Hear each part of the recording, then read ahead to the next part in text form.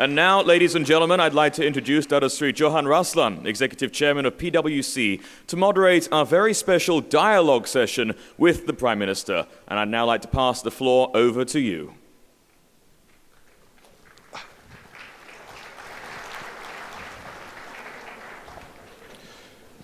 Well, thank you, Prime Minister Yang Amat Berhormat Dato Seri Najib Tun Razak, for your sharing of the vision for some important announcements, bringing our talent up to scratch through training, bringing women into and back into the workforce, fully trained, and reduce the friction in capital markets. On bringing women into the workforce, I guess you must be, Prime Minister, a student of Margaret Thatcher, who once said, if you want anything said, ask a man. If you want anything done, ask a woman. Maybe it's a little bit of modification there. well, let's talk about it. Now, Prime Minister, you look, I must say, rather like a CEO up there, like a CEO of Malaysia Inc. And the challenge for any CEO, of course, is to take your senior management with you. And if you can do this, the vision that you set out will fly. Now, here we have before us 2,000 of your best friends, and let's consider them your senior management, the fund managers, the business people, the bankers, and so on of today. And thanks to Maybank, thanks to PwC Malaysia, thanks to MIDA, we've gathered this huge crowd. It was only a few years ago, there was 500 or 600 people, now 2,000, it's quite incredible. President Eisenhower once said, leadership is the art of getting someone else to do something you want done because they want it done themselves. So persuade them to do it. So it's great that you are here to engage with them. Ladies and gentlemen, we have limited time, and I know the Prime Minister has invited you to ask questions. I'll be looking for people to ask questions. I see there are mics there, and there's one over there as well. I'll kick off with a question or two, Prime Minister, if you don't mind, and give people time to gather at the mics. There'll only be a time for a few, because time is short. We haven't, ladies and gentlemen, got time for manifestos and long speeches, just questions for PM. My kickoff, if you like, Prime Minister, just to get things warmed up while people gather at the mics, you've announced a number of quite important initiatives, about talent in particular, about gender diversity, about competitiveness and innovation, making the capital market innovative and sustainable and a showplace for ASEAN. Surely Malaysian companies, you've done your bit, Malaysian companies and fund managers need to step up and do something. What would you say they should start doing, and perhaps what should they stop doing, Prime Minister? Well, the question is, do you want a short reply or a long reply? A short reply would be, I'd like to see more regional champions to start with. I think we have too many micro enterprises in this country, too many small companies. We need to support them, nurture them, and they themselves must have a business plan to grow, not only domestically, but to be regional champions. And I think this is key. I alluded this to the fact that, you have ASEAN, 600 million size market, 2 trillion, which is bigger than India, in fact, in terms of GDP. So we need our companies to go beyond, to become regional and eventually even global champions. So that, I think, is one direction that we must pursue. Secondly, I'd like to see companies to be more innovative, to use technology, to use business processes, best business practices, so that they become more and more competitive. Our productivity has gone up, but it's not going up as fast as I like to see it. I think we must improve our ability to compete, and our ability to compete must not be on the basis of cheap labor anymore. It must be on the basis of the right inputs. In fact, relying on cheap labor, cheap gas from the government, that's not good. You must be able to compete on the basis because you are efficient. and because you are in the right industry and you'll be able to stand on your own. So I think we'd like to move, in that direction. And there's a couple of things. That's a short reply. I can give a long reply, but I think a short reply is good, enough. PM. Right. Thank you. I see, excellent. So focus again on not just cheap talent, but Yes. it's good talent, excellent Good talent, talent.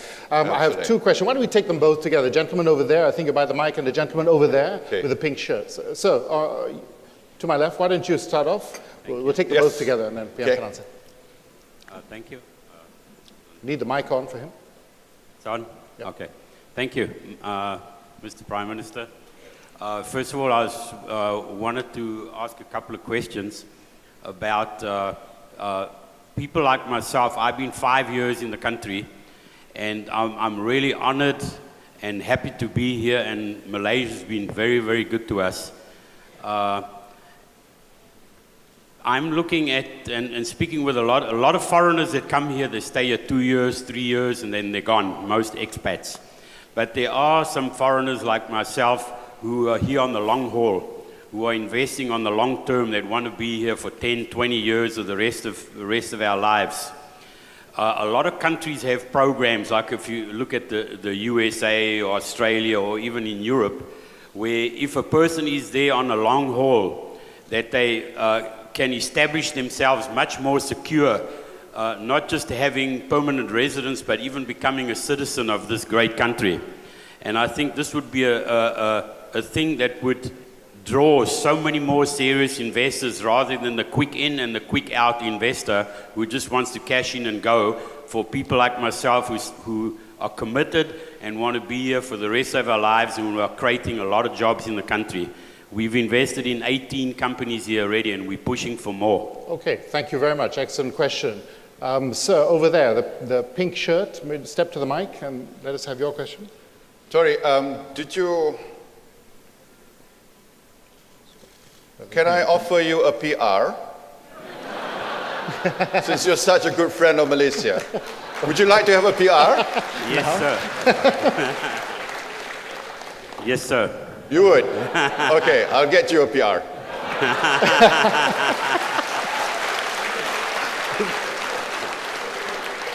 Well, that was well worth the entrance fee. So over there, can we have your question? Pink shirt? Because we've answered the first one. Yeah, hi, good morning, Mr. Prime Minister. I come from GF Securities in China. We are the biggest second listed securities firm in China. My question is very simple. How do you see Malaysia position itself and specifically its capital market as part of, but yet distinct from its other player in the ASEAN? Thank you. How to distinguish from other players? Well, we like to be, as I said, alluded to in my speech, to be a very fair and efficient and competitive capital market. So that's why we've embarked on this long-term plan, and we are implementing the second master plan now. We've also liberalized a lot of the requirements. For example, fund managers now can operate on a basis of 100% ownership, which is good. We are trying to create more and more funds, including Islamic funds in Malaysia. And we're trying to make sure there's more efficiency between intermediaries and fund managers. That's why I have instituted this task force under the second Minister of Finance to ensure that there will be a review of some of the shortcomings, some of the obstacles leading towards better efficiency of the capital market. So we are open to new ideas, any suggestions that you have that we can further improve the capital market in Malaysia. Thank you very much. Thank you. Thank you, sir. The gentleman on the left here, my left. Good morning, Mr. Yes, it's Good on. morning, Mr. Prime Minister. My name is James Andrade from Kraft Foods. I'm representing the American Chamber of Commerce of Singapore. My question is around the Trans-Pacific Partnership. Malaysia is an active participant of the TPP talks, and some saying that Malaysia is one of the key sparks moving to bring the partnership to close quickly. How do you see the TPP changing the ASEAN marketplace? I'm a great believer in terms of free trade. I'd like Malaysia to be a member of the TPP, but there are some tough negotiations that we have to undertake because we do need to take into account some of the domestic requirements.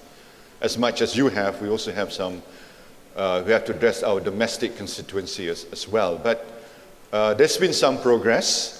There was the last round in Dallas. I've not got the feedback yet, but we've given a fresh mandate to our team, and hopefully I don't expect any conclusion before November because of the elections in America. But I hope that sometime in the near future we'll be able to conclude TPP. But beyond that, I'd like to say that it's important for the United States to have a free trade agreement with ASEAN. I think it's going to be good for the US and good for ASEAN, and I hope it's one of the things that the current administration or whoever is elected after November will be able to take that as part of the American agenda, because this is the fastest growing region in the world, and it's good for America to have ASEAN as a strong trading partner. So please take that back with you and to tell the Democrats or the Republicans that we welcome free trade arrangement with the United States. Thank you. Over there, but before you start, I think it's Jared Ambrose. Anybody wants to tweet a question? Because I know Prime Minister is a keen tweeter. Tweet to me and I'll read it out to him, assuming it's okay. Gerald, over there. Question. Young Awat Berhormat, my name is Jerry Ambrose of Aberdeen Asset Management in Diran Berhad. I'm not here for a permanent residence pass because you've already given me one, for which I thank you. Just one question about the sort of growth of ASEAN and trade within the ASEAN countries. There's a lot of talk that Indonesia might change the rules on foreign ownership of banks over the next month or so. And in Malaysia, I think that there's a 30% ownership limit for banks, slightly higher. It has recently been raised for insurance companies. How do you think this is going to develop? Would it be best to just keep the foreign ownership limits as they are, or for everybody mutually to lift the foreign ownership limits? Yeah. Well, I think at the moment we will stick to basically majority control in terms of Malaysian ownership, but we're willing to look at, the moment it's at 30%, it's possible that we might increase it higher in the near future. But it's also important within ASEAN there is reciprocity in terms of greater liberalization. I mean, just talking with an ASEAN, if that can be tackled on a reciprocity basis, then I think we can move towards greater integration within ASEAN. And I'm quite keen to see that happening. But it's a little bit slow, and I'd like to see more of that happening. I don't like to see countries within ASEAN changing the rules, being more regressive. I think that's a wrong direction.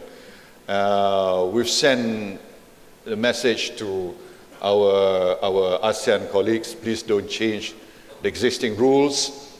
If at all, stick to the existing rules, but better still go beyond it. But don't go back and be regressive. That's the message we have sent, because if they do that, then the other countries will retaliate and do the same, and that's going to undermine our ASEAN community, economic community integration. So there's some rather voices of concern, but I hope it will not materialize.